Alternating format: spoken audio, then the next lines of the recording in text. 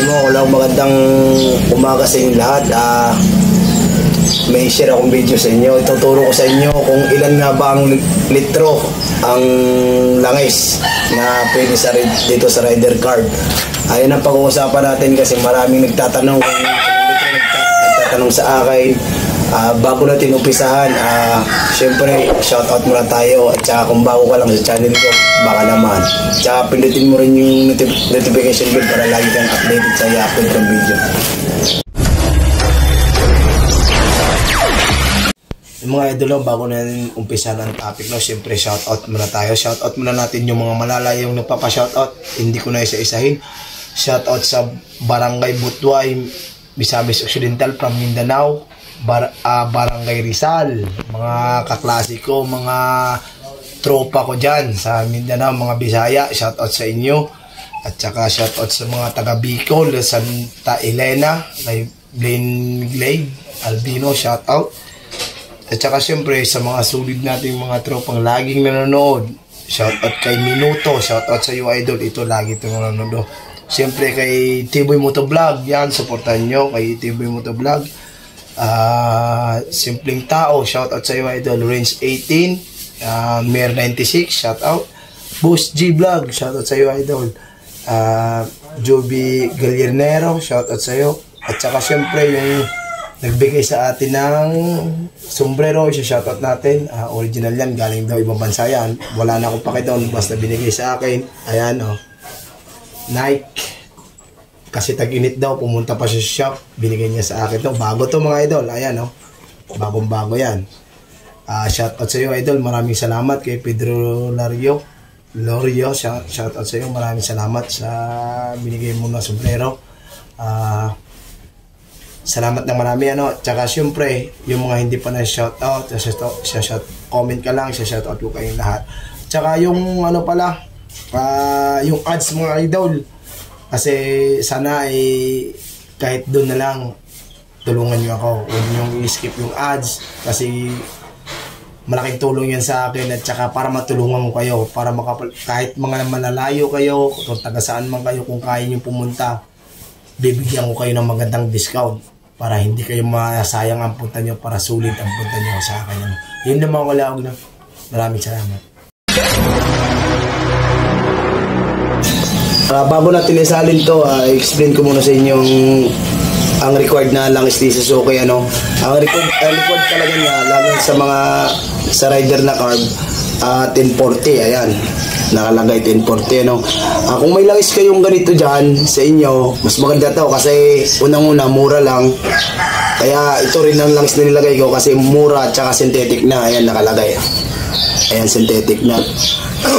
Itong 1040 kasi mga idol, ang ibig sabihin ng W dito ay weather o winter kung tawagin ng iba. Itong 1040, ito yung kapal niya. Kaya itong nilagay natin kasi unang-una, yung 10 manipis pa to. Meron kasing langis na 2050, yun yung mga makakapal. Yung mga kapal, pwede nyong ilagay yun sa medyo may kalumaan ng motor mo. Kung halimbawa, ang motor mo ay nasa mga 5 years na pataas, pwede kang magpalit ng yung kapal. Yung halimbawa, ito, 10W40, pwede ka na mag 2050 kasi medyo may kalumaan ng motor. Ang motor natin ay wala pang 1 taon to, kaya ito muna yung nilalagay ko.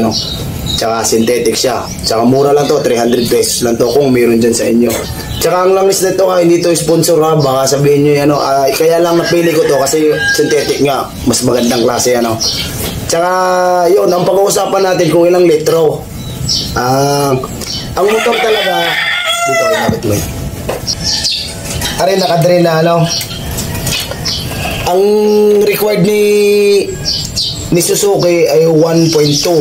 Yan, nasa manual yan. Yan ang nakalagay talaga sa manual ng rider na card type. 1.2 talaga ilalagay. Ngayon, ang ilalagay natin ay 1 litro lang. Bakit 1 litro lang? Yun ang i-explain ko. Bakit 1 litro lang ilalagay ko? Kasi ang required naman ay 1.2. Kaya 1 litro lang ilalagay ko. Kasi kahit pa na-drain mo yan sa drain plug niya, hindi lahat ay matatanggal yan. Marami pa rin na matitira yan. Tsaka alam ng mekaniko yan.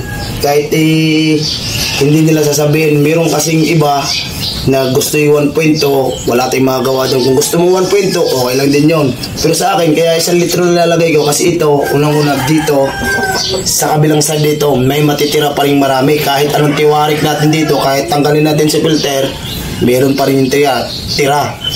Dito sa corner niya, meron pa rin yan. Marami pa rin matitira yan. Kaya pagka ako'y naglalagay lang ng 1.2, pag ibababa ang makina, pag overhaul. Kaya sa mga nagtatanong sa akin kung ilang langis ba talaga, o yan lang explain ko ano. Sa akin, pag hindi ibababa ang makina, 1 liter lang ilalagay ko. Kung ang 1 liter, pwede na yan. Hindi mo na kailangan mag 1.2. Sa akin yun ha, hindi mo na kailangan i-1.2 kasi hindi naman binaba ang makina mo eh. Ibig sabihin, may mga tira pa din dito na marami. Hindi lang 250 ml lang matitira dito. Kahit na-drain mo na dito, marami pa rin matitira. Yung makulahog na ating isasalin to, 1 litro lang ilalagay ko kasi alam ko naman na may tira pa rin dito. Kaya hindi mo kailangan na gagawin pang 1.2 at lalaki lang ang gastos mo. Parang ipay na rin ang konsumo niyan sa langis. Kung magkakapo. At saka kahit 1 litro, ipapakita ko sa inyo kung anong pagpapasihan. Kung tama ba ang 1 litro. Ano. Mamaya isasalin ko pa.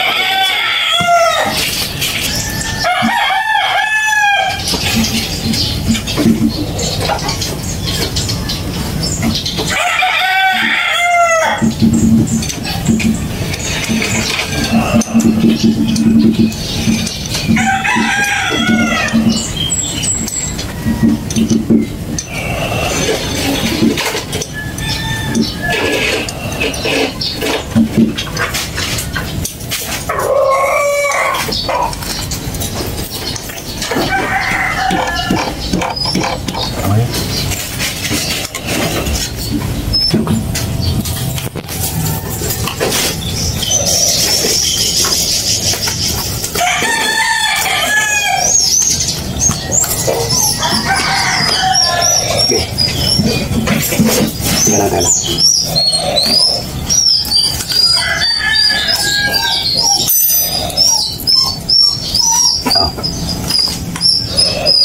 Tsaka yung sa ano pala, sa pagpalit ng filter, dito naman sa filter, kahit kung magpapalit ka ng langis, hindi mo okay lang kahit sa sunod ka na lang magpalit. Hindi naman kailangan lagi magpapalit ng filter.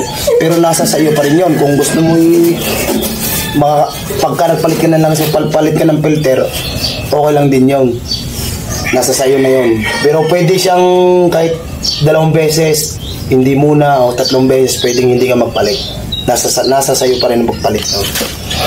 Tsaka yung mga ulog, isasalin natin 1 litro lang to. Hindi ako nagwa 1.2 dito. Kasi hindi ko naman in-overhaul ng motor na. Sasalin ko lang. Sasalin ko lang to, tapos explain ko sa inyo kung bakit 1 litro, pwedeng 1 litro ano.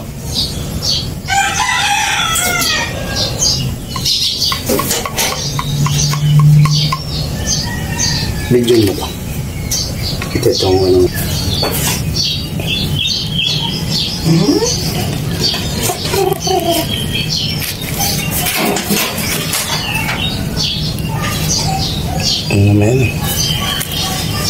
Ayan. Explain ko naman sa inyo kung bakit pwedeng 1 litro, no? Ito sa akin naman to.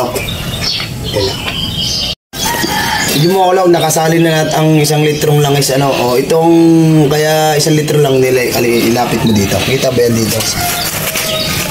Kung napapansin nyo ang bubog na ito. Ito yung dito ka sisilip na ang langis mo kailangan ng palitan o kakaunti na o nasa tama pa. Kasi kung napapansin nyo yung 3 guhit na to, ito high at saka yung center niya at saka low array. Pagka ayan, kitang-kita naman ano. Pag nasa high, ibig sabihin kalimitan nangyayari ito pagka naka 1.2 ka. Ngayon, kaya lang nasa center siya, nasa gitna siya kasi nga tabingi ang pwesto ng motor. Pagka ang langis mo ay nandito na, yung sa buhit sa pinakamababa, makikita naman yan dyan sa pinakasalamin niya. Ibig sabihin, kulang na ang langis mo. Pag nasa gitna pa, okay pa yan. Katulad niya, no, ayan, kitang-kita naman ano lang is ano. Kahit 1 litro lang nilagay ko, nasa tama pa rin yan. Saka sa inyong motor nakikita, ayan. Ngayon, kung papantayin ko ng kaunti, ayan, no. Ayan, yan ang pantay niya, no. Hindi na siya kita, ibig sabihin nasa taas. Pero 1 litro lang nilagay ko. Yun lang mga kulawag, no. Yun lang ating... Yung mga kulawag, no, yun yung... sana may natutunan kayo sa video natin ito, ano. Basta ang mahalaga sa Suzuki Rider ay kailangan ay 1040. Kahit anong brand, kahit anong langis na gagamitin mo, basta 1040 yung ano, 10W40 ang ilalagay nyo kasi yun ang required talaga ng Suzuki. Huwag nyong papalitan kasi mahirap. Kasi magkakaiba na ang kapal noon at saka yung lapot at lamnaw ng langis. Kaya kung anong required ni Suzuki, yun na rin ang susundin nyo para siguradong magandang supply o deliver na langis sa makina, no? Yun lang ako lang, no? At sana ay may natutunan kayo at huwag nyo kalimutan mag-subscribe, like, and share at saka pindutin nyo rin ang notification bell para lagi kayong updated sa i-upload ng video. Maraming salamat.